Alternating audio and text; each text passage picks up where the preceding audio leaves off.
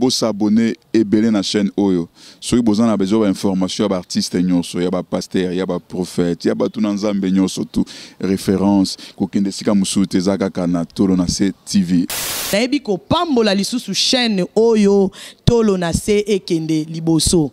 Chaîne Oyo en tout cas Nzambe aeba na ko soutenir batu oyo bazwa ki ba moyen na bango pona ko bimisa pour que chaîne kende liboso esika mama Kalamba ya zwami vraiment azala béni mona mukolo chaîne yeswe que tu dois kumvimbe yeswe olobi venez à moi vous tous qui êtes fatigués chargés je vous donnerai du repos. Seigneur, cette femme s'est convertie atiki nyonso aboyi nyonso aye pana yonkolo na chetoro nangana sena mukwana lelo na bina yo nzambe opese oyo yalingi pese bosenga motema na ye salela ye bosenga motema na ye pe continue kosala kati na ye afin que oyo nyonso nzambe bayebi yo te bayeba yo na nzela na ye na kombo na Yesu Masiande na bonde de toi qui vienne pour le siècle des siècles nous disons amen. Bonjour, shalom mes chers internet, baba la narabiso na Kati à notre chaîne Abisso Zalito dans cette TV, Yaman Abisso Anna Kalambay, moi si à papa Carlos Kalambay, bah respect Beleska Bozali, le pasteur Kalambay, na bana nos église ya mema oyo apesa na Kati précisément na Kati à France ou à Paris, Nzambe vraiment à mon abino pe pa molabino ainsi que l'évangile international na Kombo ya Anna Kalambay, kolo notre boss dans la lingara mingi, Nzambe vraiment à mon papa mola bino ebele. Bana nyonso yanga ya molimo prophète Fabrice Bilé na kati États-Unis Claudia Panzo merci beaucoup pour la soutien belé Guy Bijou de Bambongo to pesio vraiment bambote ebele papa Evaris manager ya maman nangai Anna Kalambay merci beaucoup. Je crois les autres un grand homme de Dieu bon mais ça n'est moi mingi mikolo yo moi mingi mikolo vraiment yem taza mikolo à la top à la base mais l'autre kiti je crois na poto boyoka une tendance campus internet place basambelaka place basalaka ba prière place basi bayaka place mbali bayaka place ba pasteur bayaka ba prophète bayaka nde toza précisément na kati internet yango awa nde kutoye kozwa un homme de Dieu na kombo ya le prophète Josué. Shalom papa. Ouais, shalom mon prophète Samuel Eric. Boni. Oui, ça va, boni yopé. Kala, ça va, Dieu fait grâce on est là. Merci beaucoup l'homme de Dieu. Babi nzambe ala ba montagne ya solo na ya bomba nzambe na ngomba muto abomba nzambe na ngomba la exception place ngwenda nzambe za na ngomba parce que tu okuta yo na kati ya ngomba tu es en train de prier je sais pas moi est-ce que lié muso ensemble les até fo ya ka intendance. La montagne d'abord n'est pas un trône de Dieu, la montagne c'est un lieu de rendez-vous entre l'homme et Dieu. Mutunda ya kana nzambe. Voyez, l'endroit où Dieu demeure maintenant, c'est le corps, le temple. La Bible dit, ne savez pas que votre corps, c'est un temple du Saint-Esprit. Nous avons des sortes d'églises. La première église,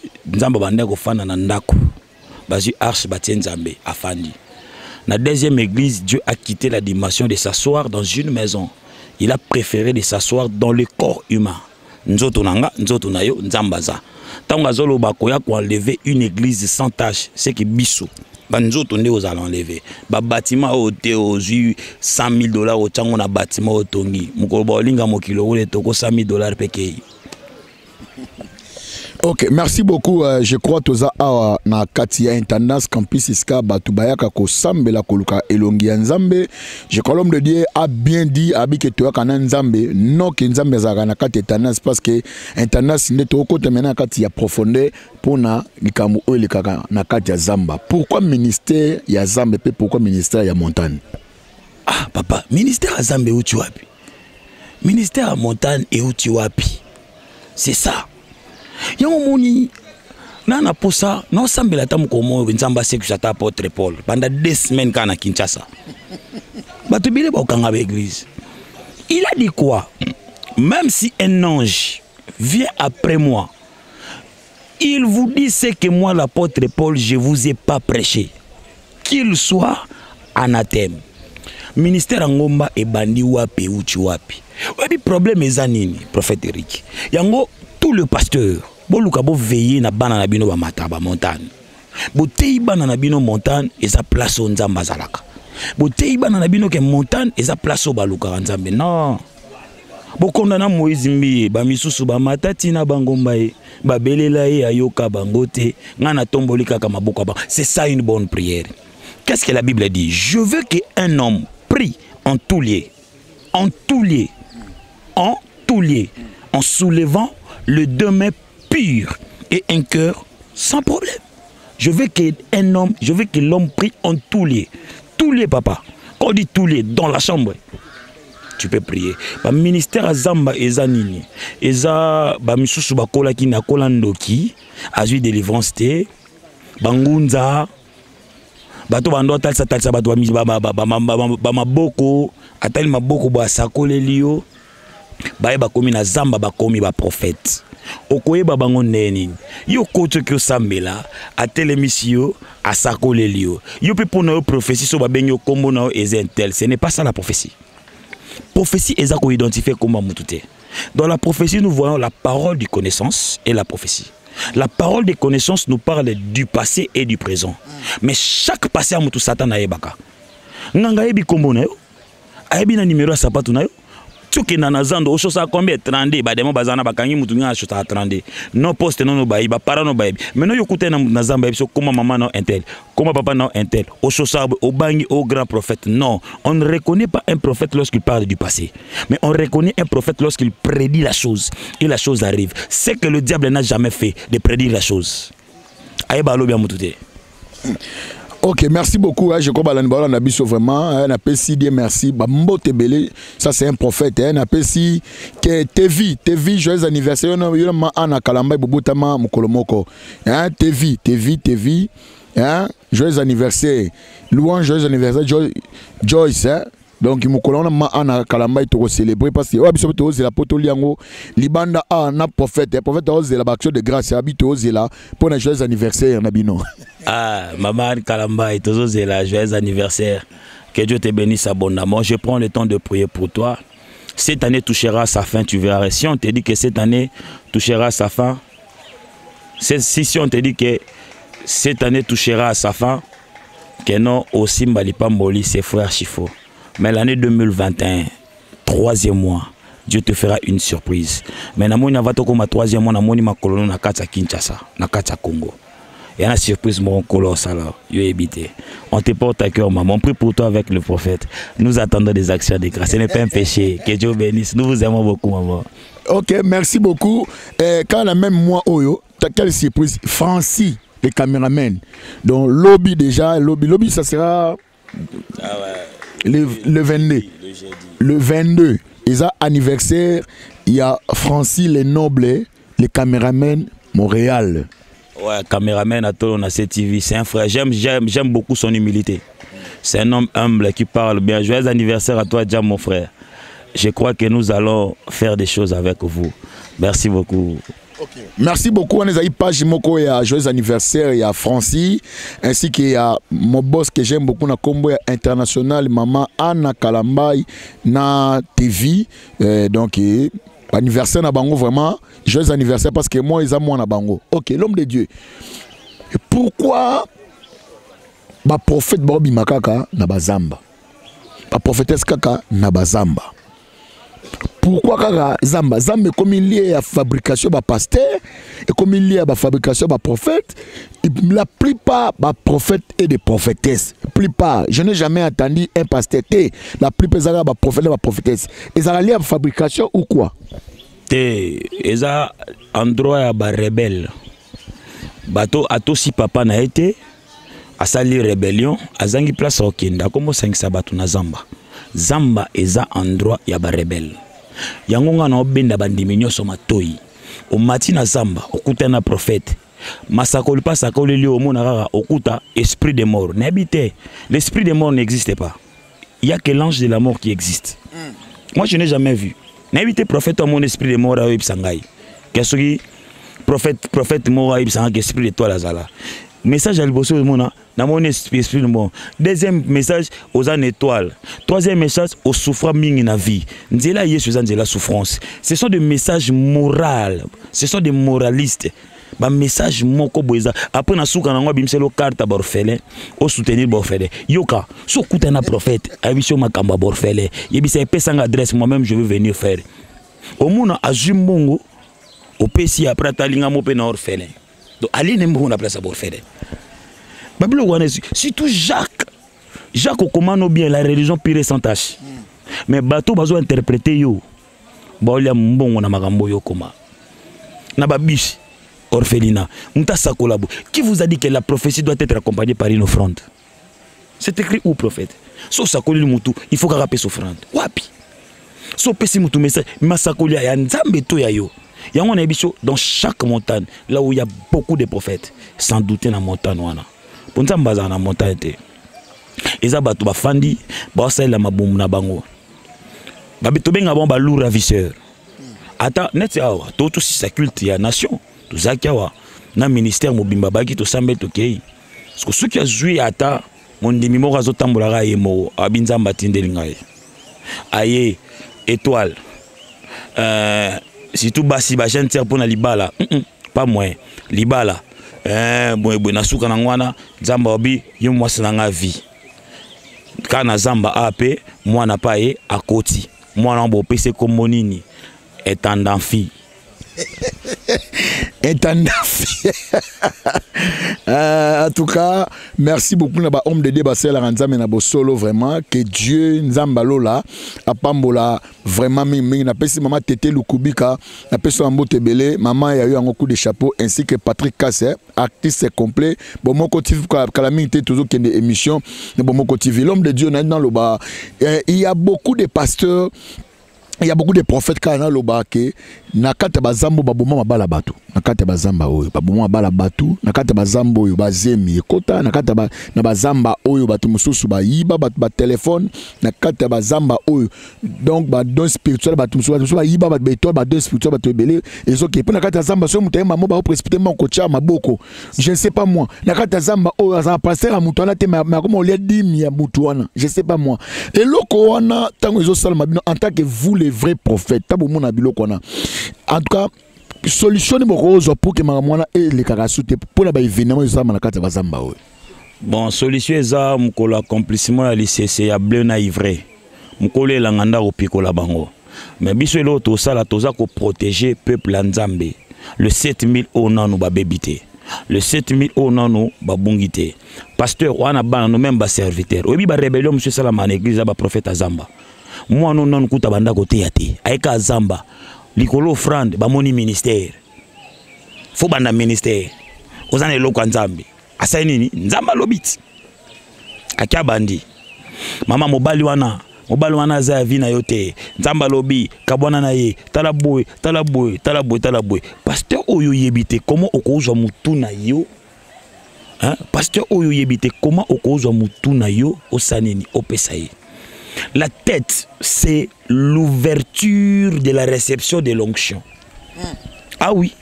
Ce que koutani la prophète oaza diabolique. Aza ndoki. Imposio maboko eza na porte et libéraka onction et libéraka makambo.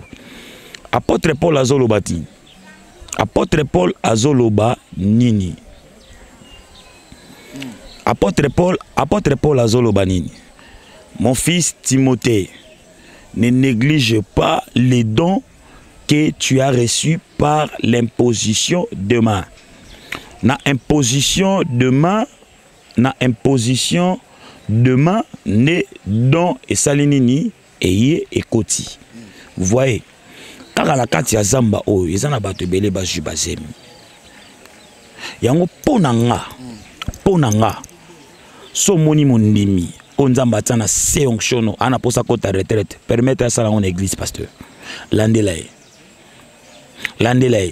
likolo ya libala tu o perdre li pamboli na yo ya makasi parce que Satan le diable parle prophète est-ce que Satan le lobaka très bien Satan le lobaka je prends un exemple les pitons qui parlaient dans la bouche de ces gens-là lorsque abandon mon à Pierre na jaba mata Paul, c'est Paul. Qu'est-ce que les pitons disaient? Ah, ce sont les hommes de Dieu saints. Est-ce que le diable avait menti? Le diable connaît. le nom de prophète Eric Kasongo ayi magamnyos ko kutana na prophète ko yebisa yo ba makambo avina yo eza solution avina yo. Il ne faut pas craindre la prophétie. Yango moni batu nyonso ba komba ba prophétesse. Pourquoi ayi comme prophète et lo que mataki zambe eza libala à force ya ko sambela mingi a continuer kati accomplissement Joël D28. Je répandrai de tout esprit de toute chair l'esprit et vos filles et vos fils prophétiseront. Tant molimo akiti asimie abani ko sakola a eu 2-3 personnes a commis prophétesse. C'est ça le mal. Yango moni makambu et commis belé. Yango tous les hommes de Dieu bossé à la Nzambe nandenga solo to kangama na Nzambe to interdire bana bisongomba balu ravisseur bazar awa balu ravisseur bazar Nzamba zebisanga ko pesa nga badim Nzamba senga dim Nzamba zo yebisa ko pesa dim pa mutumbu. Est-ce que Nzamba sala ba bloc wana dim. D'abord, on donne la dîme où? D'abord, l'importance de l'offrande, c'est qu'on coûte un prophète pour payer l'offrande. L'offrande, ça se donne dans un culte. Culte, ni ne saline na Nzamba pour payer l'offrande. Culte, ni. C'est ça. Il y a un peu de choses qui on a un bébé. Bah, semer na mabele, yamabe. Ouais. À force d'aller semer dans une mauvaise terre, et au permettre même finance na yo et mon anate. Oh, les la piaka. On peut savoir prophète Azam maintenant ce moment. Vous voyez beta dame d'abord. Pour y savoir comment on fifi. Satan a dit comment on fifi. Aujourd'hui mon c'est marat. Nzamba bi c'est $100. On peut ça $100. Au moins on a $100. Au moins on a $10-20. Pourquoi? Non, moi j'aurais besoin de prier avec tout cela. Au besoin qu'un prophète siko. J'ai besoin de prier avec tout cela. Au yebike banda osala semence moko na montagne.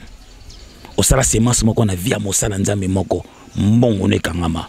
Le prophète Josué est là. Et la prière à question, je vais les commencer avec vous le lundi prochain, la dernière semaine du mois. 3 jours, vous allez m'appeler via WhatsApp. Je vais prier pour vous et je vais déverrouiller votre finance. Nous allons récupérer cela. Et on a ma belle moussouba c'est makate. On a que le kanzambo, bomba inzambe na ngomba, nzamba zana nzoto na yo. Kota nzambe wana na chambre. Kanga, sambela nzambo zana nzoto no, il finira par te répondre. Il finira par te répondre, wana elobi l'homme de Dieu. Et je crois que comme me passe na souka, mais si j'ai moi matinga sikona na tunayo, bana nzamba megape ko se déranger moi mais likambo à maison de amener dans la maison du très haut vos trésors. Na habité, ezaka église, ezaka lit de retraite, na matanga, je sais pas moi na balabala, na nzela, na orphelinat, Malachie chapitre 3. Verset nango 10. Population n'a pas se bon makambo yango wana. Amener. C'est où? Montre-nous d'abord. La maison du trésor wana za wapi? C'est église. Et ba poche tamino ba prophète. Et ba bobunabino, je sais pas moi. Personnellement, question oyo, ça va nous prendre beaucoup de temps. J'aurais préféré tout ça lango émission moko. Tout ça lango émission moko concernant les dîmes, les offrandes et les trésors, les actions de grâce et tout cela. Ça serait mieux. Okay. Donc, lorsqu'on parlait de la Malachie, Jésus-Christ a dit quoi? Je ne suis pas venu abolir ce que les prophètes ont dit, je suis venu accomplir ce que les prophètes ont dit. Jésus-Christ est l'accomplissement de la dernière maison qui reposait tous les trésors de son Père. Okay. Dans l'ancienne alliance, les trésors, église ezaki temple, nakati ya temple, lolo église est comme nzoto. Donc il y a certaines choses à rectifier. Muto ça la nzambe na nenga solo o ça la ba ça ba biloko te. Muto ça la nzambe pona libumu no ça ba biloko. Nzamba lobi nyoso ya yo ya kotika yango na katanda ko nzambe. Il y a ce qu'on appelle la soutenance de l'œuvre de Dieu et la soutenance de l'onction de l'homme de Dieu. Dans l'onction de l'homme de Dieu, on voit le ministère, parce que le ministère c'est les corps, ce n'est pas l'église. Et dans l'œuvre de Dieu, on voit tout le monde la logistique, le département, il soutenir. Même Jésus, il y avait des femmes, Souza, la femme de l'étendard d'Hérode, et Marie, et tout cela assistaient Jésus dans l'air bien. On va bien d'abord assister Jésus. Là, c'était la soutenance de l'onction sacerdotale qui était sur Jésus. Mais moi, ce que j'aurais dit, si tout le monde a orphelinat, c'était comme belé. cher pasteur, totika babiloko, totika babiloko. Mondimi opozo la nangai. Ozana poto. Babenga kayo, oh ma ernio so magamba borfele, mama borfelina. Cherche toi-même à comprendre où est cet orphelinat. Va déposer les histoires toi-même. Aider les orphelins, c'est entrer dans le cœur de Dieu. Moi je l'encourage. Tout ça par nos propres grés. Non, moi, question Oyo, nous allons revenir. Les trésors d'être dans la maison du Seigneur. Dans la Sainte Alliance, la maison, c'était l'église. Nouvelle Alliance, la maison, c'est le corps. On ne peut plus apporter les trésors dans un corps. Voilà pourquoi je vous ai dit la dernière maison qui avait les trésors, qu'on apportait les trésors, c'était la maison de Jésus. Un enfant émailloté, mais les mages ont venu avec les trésors l'adorer. C'est l'accomplissement de Malachi, la dernière maison. Makamwane, il est venu accomplir ce que Malachi avait dit. Ce que Malachi disait là, c'est Jésus. Les mages ont venu l'adorer. Pendant qu'il était enfant, il n'a même pas produit un miracle, il n'a même pas opéré des signes, il n'a même pas fait quoi que ce soit. Mais il y a un trésor. Ouais, la dernière maison qui a reçu les trésors, les hommages du monde, c'est Jésus-Christ de Nazareth. Merci beaucoup. Merci beaucoup Montréal. Est-ce que le prophète de la nation il est dans le Nouveau Testament? Prophète de la nation. Prophète de la nation. Prophète de la nation, bon, on est battu, papa. Le ministère, on dit le ministère prophétique. Yemoko, tant que l'on a acquis Cameroun à Zongi, prophète des nations. Qui vous a dit? Qu'on parle un prophète de la nation, c'est un prophète qui vient avec le message pour changer sa nation. Oui, c'est un Bazama basé belé. Nani?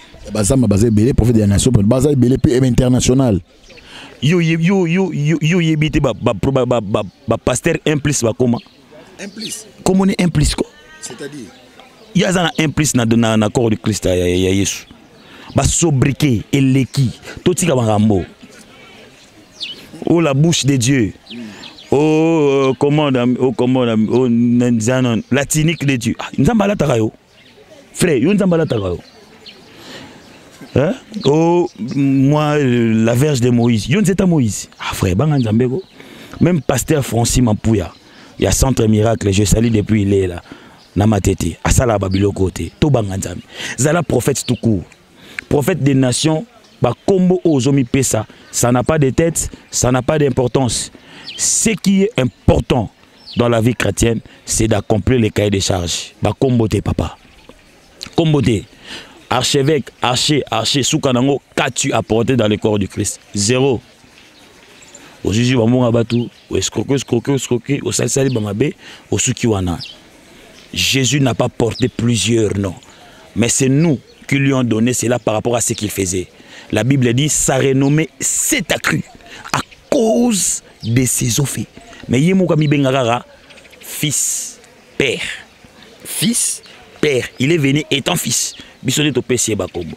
To tika wa biloko prophète des nations azalate. Wa prophète. Bois. Point. Prophète. Merci beaucoup. Je crois que comme presque dans Souka notre émission, toujours ça papa Josué après ça juste le numéro 8 bateau nyos ba yiba baba. Banana finance kufa. Après ça numéro.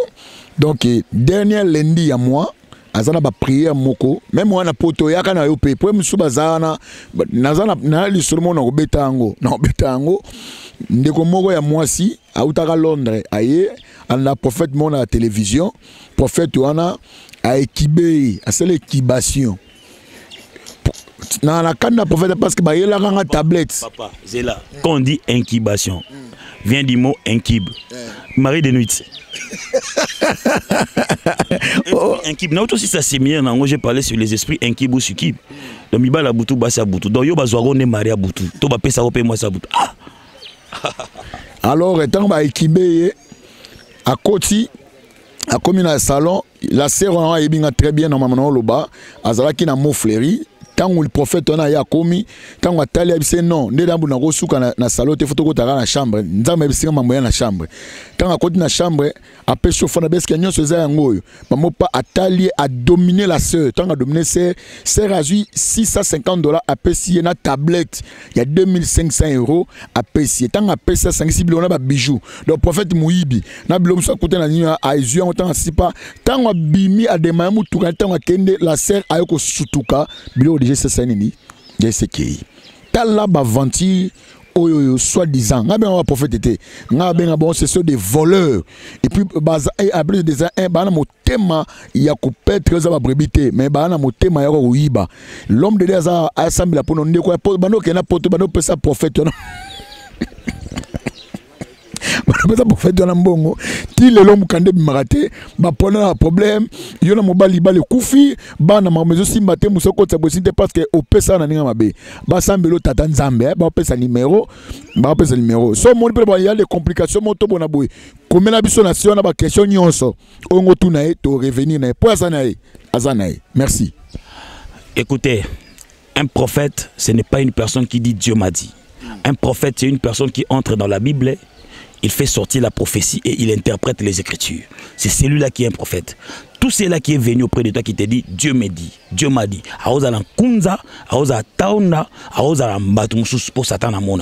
Tu as pris ton argent, tu es allé s'aimer dans la terre du diable. Lorsqu'on sème l'argent dans la terre du diable, on récolte les épines. Mais lorsqu'on sème dans la terre de Dieu, on récolte la bénédiction. Tu as sémé longtemps dans la terre du diable. Regarde ce que tu es devenu. Je ne t'envoie pas pour s'aimer dans mon ministère. J'ai besoin seulement de prier pour vous. Rien que libérer le finance qui est bloqué. Au sema, aux salango na bolingwanzambe, au tinda croyant que qui est orphelinat et qui est orphelinat et mela ba masanga et kota ba boîte mbongo na passi et côté ba boîte et sali ba aventure. Aujourd'hui, regarde ce que tu es en train de subir. Je suis là. Le lundi de la semaine prochaine, je commence une retraite. Je veux prier. Ça s'appelle le déverrouillage du finance. Le Dieu de mon père Alexandre Haïdi Nabala est vivant. Nous allons invoquer le Jésus-Christ d'Haïdi Nabala. Il descendra pour nous libérer. Le numéro du prophète WhatsApp est plus 243 89 824 90 plus 243 89 824 90. Je suis là. Le lundi, j'ai commandé une retraite. Prions, déverrouillons les finances. Je m'en vais y croire. Il y a un témoignage. Si on t'avait dit que dans le ciel, il n'y a personne, moi je te dis dans le ciel, il y a quelqu'un. Il y a un trône et il y a une personne qui est assise à la personne de Jésus-Christ. Il n'est pas seulement assis pour contempler le travail bien accompli. Il est assis pour travailler encore. Il est assis pour bénir encore. Il est assis pour opérer encore le miracle. Il n'est pas un Dieu passif, c'est un Dieu actif. Il agit encore. Espère encore à Dieu. Espère que le finance là sera débloqué. Le prophète est là et je veux prier pour vous. Que Dieu vous bénisse abondamment. Ma fille chérie Djamba Makoto, que Dieu te bénisse. Je t'aime beaucoup et mon prophète Flamme Désiré Makoto, que Dieu vous bénisse abondamment. Ok, tu revenir, Barret aussi, si la flamme, on a peut revenir. Merci de libérer un plateau. Tu as sous une autre invité. Et puis, Nzambe dit dans bala, tu revenir pour Dieu n'est pas un Dieu de mort, mais un Dieu de vivant. Tu revenir na yo nango, tu revenir na yo. Tu revenir na yo. Ok. Merci beaucoup. L'homme de Dieu, shalom. Shalom, le prophète Eric. Merci beaucoup de Tayo. Précisément d'abord, parce que tu as un plateau, ça message déjà c'est figuré déjà na chaîne et non la chaîne na biso dans na bakayanga malgré ça boss dans les apéanga et combo et puis ministère na yo. Combo nangai pasteur Francis Mampuya naza mokambi église Centre Miracle Faya Fogo na Matete na quartier Mutoto numéro 17 Bardé. Moi, je croyais que le prophète, pasteur. Non, pasteur de ministère. Oyebi, na sepeli makasi na makamo mon frère, le prophète Josué Pembe a lobby par rapport sobat baye baramalamte. C'était Jérémie. Ça c'est vrai. Outana libuma mamano na yebarayo et na consacraka yo prophète des nations. La seule personne que l'Éternel a appelé prophète des nations. Et Moutunios, on est à la prophète. Mais ça m'étonne beaucoup. lelo nakata Congo précisément na Kinshasa tokomana ba prophète ba prophétesse ba prophète des nations na habité so ba bakisa ngo nakata Bible ba cheko monae donc comme mutu moko nzamba benga Jérémie nakata Bible tout le monde batika le baza ba prophète et eloko mo salanga pasi lelo batu bakoma ko bossa na eloko moko. Et il y a une différence entre prophète des ministères et don prophétique. Okay. Vous comprenez? Toi, on a besoin de belé. Nous avons une parole de connaissance, nous avons pesa et don, mais on doit sentir que comme ça une prophétie, on a prophète. Et là, comme on a prophète, je suis tombola awa. Par rapport, il y a une rébellion et ça la marana ba église na ba salanda belé. Et où t'auras pas prophète en Ngomba. Moi, la prophète était à la vision de la vision, à comme prophète. Yango lelo kutu lelo nazo ya montagne ton na benga gi mo alanga moko na gangelier. Bokomi ba prophète. Et si ka prophète azali prophète muso azala ate. Vision da ramuto moko da rabatumi balete. O to na makabo oui, nzamba panzi. Et si ka biso to uta et pas papa na biso. Prophète Jean-Blaise Makino na pesi mbote na musika.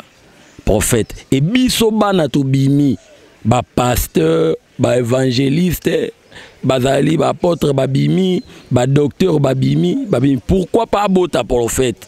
Prophète pas bimi akei.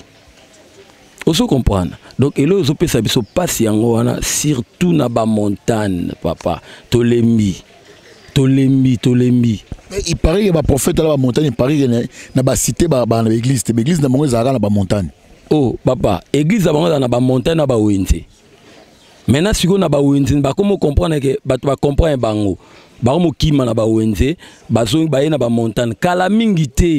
Kalamingite, photo tombola structure moko awa eko sunga batu. Batu bazonga na nzela. Église da ordre da désordre te. So da prophète, zonga na église na. So da posa pesa un message, il y a beaucoup de personnes, il y a bana nzambe bele bana rata église, bana posa baza orientation prophétique par rapport à ba marche na bango. Ils ont des problèmes. On peut les soutenir na kata ba prophétie na biso. Pourquoi tu as la prophétie na sans été? Ya zamba etandasi ya mangengi banda kenda sukula rapete prophète nga prophète et ça nga passe dernièrement prophète na uti mangengi ngi awa mais nakutana ba problème bana mobo ba koma ba prophète donc ba koma ba prophète na kata mangengi ana notion moroti Ema koyemba mingi na kobeta muna mingi ndengo esala comme prophète. Sale comme prophète. Donc koyemba mingi na koyemba kobeta munda mingi amina akomi prophète na zamba. Maintenant ce qu'il faut allier au monde avec orgueil. Or la formation est très importante. La formation est très importante. Oyebi soko suis chance. Il y a comme ba université te maintenant ba ça quand même diplôme d'état. Tout ça na droit. Tant que nous avons 100 francs, qui n'a pas formation, théologie zali, biso to na ba privé à ba théologie, to na ba formation partout. Soit formation ko peso maturité. Ko yeba ndeni a rotambola mama nzambe. Vraiment prophète naza rozoka na rata motema po ba réalité tozo vivre na bangomba na ba prophète, na ba wenzida ba kimi, po ba comprendre bango. Moko zaki wana na matete. Akima na ebise so akoma. Oso comprendre. Donc Nzambe azanzamba babolate azanzamba ya batabozui parce que bozui ne se dara pas Nzambe. Oso comprendre. Donc toko kokoma ba esclave te poto lukelo romobo non to luka royaume des cieux et mamto sala na bangomba Nzamba ofuta na lina pes bina matoi na bandeko no so ba mibenga ba prophète bazo bebisa bato ba ama bato ezo bunga babongola mitema. Merci beaucoup, Karandé l'homme de Dialogue, Nzamba Pambola Bango. Numéro na contact, je crois, toujours Mbala Liboso, toujours Kaboye. Na donc, à toi, précisément, na tendance, toi, poto, je crois, il y a tendance, soira déjà tendance. Donc, tous les tendances, n'est toujours moi, homme de Dieu, bazo les capapo, babini noele kami na kati ya ba zamba lelo tozana internet lobi to kende na logiciel lobi to kende mangenge le 33 to tambola mwa mingi koyeba qu'est-ce qui se passe d'abord na kati ya bazamba nzamba ça soka je crois to lukatande ko moi si avant que to mato tout na yo juste aye ko lukanini a na zamba aye ko bonde la poani a na zamba to meka tout na to yeba quand même pe ko luka mingi na zamba eloko ni ayoka ni na zamba to yebango. Merci beaucoup numéro na yo contact précisément d'abord WhatsApp et puis moi quelques salutations bateau des fois bazali banda o bako Holanda yo to ozonga lisusu. Merci beaucoup prophète. Napesi merci na émission et napesi merci na mokambi ya chaîne o nzamba pambola bino sika bozali et nzamba pambola chaîne. Je crois que musika na nzambe lokola todota mwana nzambe bilembo monana. Numéro nanga téléphone WhatsApp est là plus 243 81 172 26 99. Plus 243 81 172 26 99. Na pesi mbote mingi na bandeko nyonso to ba soutenanga dans la prière au ba soutenanga ministère nangai au bas aux États-Unis à Los Angeles mon grand frère Christian Lacombe Mampuya ainsi que sa femme Diane Chitenge nzamba pambola maman Nancy nzamba pambola na maman Patricia Ngiyulu nzamba pambola bino no soto bozakuna et na Belgique nzamba pambola maman Chantal Kazadi nzamba pambola maman Mireille apambola bino et na Kinshasa bana nyo soto ya Centre Miracle Fire Fogo nzamba pambola bino nzambe amona bino papa Eric également nzamba monayo et notre caméraman que Dieu vous bénisse. Que Dieu nous bénisse beaucoup quand l'homme de Dialobi. Merci beaucoup. Joyeux anniversaire encore une fois. Facile et noble. Joyeux anniversaire. Tout le monde sopa sopa. Donc, joyeux anniversaire. Facile et noble. Joyeux anniversaire vraiment. Coupez la moi pardon papa. Ok, merci beaucoup. Quand on est de l'obaki, tu jeune sœur moko, tu coûtes pe na kata zamba na tendance. Toto megape koyeba. Comme on est ma sœur. Bonjour. Bonjour. Le nom c'est qui? C'est Esther. C'est Esther. C'est Esther. Je sais pas moi. Tu es marié, célibataire, fiancé, naïbité? Je suis célibataire. Et célibataire. Ok. Mais tu es encore chez vous ou chez toi? Chez nous. Chez vous. Tu es la quantième? Cadette. La cadette. Mais Nathan, oh, je crois, Baningano Bassi, Baosa Misana Bandaku Nabango, mais yo, Anakata Zamba, oh, Lukanini. Nasala musala na tongo maintenant na ye prière. Oui prière. Oui kulukana prière. Sur recommandation on zamba lobelenga ke na matana montagne na mati yango teka na fandi bono parce que Dieu m'avait dit que na matana montagne depuis 8e mois 2019 zamba recommandé ngai ba prière. C'est pour cela que je monte. Dieu t'a recommandé nzamba leki na yo moko to leki na nzela pasteur no. Est-ce que tango mati montagne a pasteur no encadré est-ce que ayebi ki oza na montagne? Oui, ayebi. Premièrement yemo ba pesa ke message ayebi sanga et puis Dieu a confirmé na nzela basala nzambe mususu. C'est pour cela que je monte. Parce que je paye aussi les transports par jour 2000 car pour na pamba boye je ne peux pas monter. Peut-être qu'on monter une fois, 2 fois par semaine, mais na matarapenda montagne plusieurs fois. Bon, au juste na kati ya montagne a nene megapeta tout na yo, maman Esther le roi na zuyo, maman Esther na kati ya montagne a au juste oye vraiment à part la recommandation. Qu'est-ce que tu veux que l'Éternel Dieu nzambe aselo na kati ya montagne parce que nous nga depuis 8e mois. C'est beaucoup hein.